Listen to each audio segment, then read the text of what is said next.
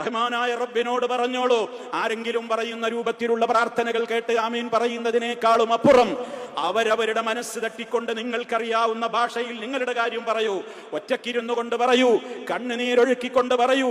ആരും നിങ്ങളെ ശ്രദ്ധിക്കാനില്ല. നിങ്ങളും യജമാനനായ റബ്ബും തമ്മിൽ നടക്കുന്ന കാര്യമാണത്.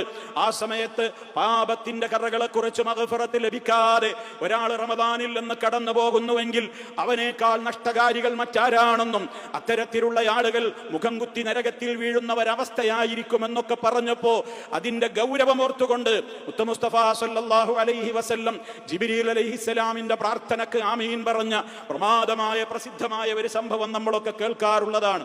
അതുകൊണ്ട് തന്നെ സഹോദരങ്ങളെ, വളരെ ഗൗരവത്തോടെ ഈ രാത്രിയെ ഹയാത്താക്കുവാനും ഈ രാവ് നഷ്ടപ്പെടാതിരിക്കുവാനും അതേപോലെ തന്നെ സോഷ്യൽ മീഡിയകൾ നമ്മുടെ സമയങ്ങൾ കവരും. അതിലേക്ക് പോയാൽ, അതേപോലെ തന്നെ തെറ്റായ കാര്യങ്ങളിലേക്ക് പോയാൽ, തെറ്റായ സംസാരങ്ങളിലേക്ക് പോയാൽ അതൊക്കെ നമ്മുടേതായ നന്മകളെ നഷ്ടപ്പെടുത്തി കളയുമെന്ന് മനസ്സിലാക്കിക്കൊണ്ട് എന്റെ മുമ്പിൽ ഒരുപക്ഷെ എന്റെ ജീവിതത്തിൽ എനിക്കിനി കിട്ടാനില്ലാത്ത ഒരു റമദാനായിരിക്കാമെന്ന മനസ്സിന്റെ അകത്ത് നല്ലോണം അത് മനസ്സിനെ പഠിപ്പിച്ച് ആവുന്ന വിധത്തിലൊക്കെ ഏതൊക്കെ നന്മകളാണോ നമുക്ക് ചെയ്യാനാവുക ആ ചെയ്യാനാകുന്ന കാര്യങ്ങൾ വളരെ ഗൗരവത്തോടുകൂടെ ചെയ്തുകൊണ്ട് ഈ ദിവസത്തെ ഹയാത്താക്കുവാൻ, ഇനി വരാനുള്ള ദിനരാത്രങ്ങളെ ഹയാത്താക്കുവാൻ നാം ഓരോരുത്തരും പരിശ്രമിക്കുക.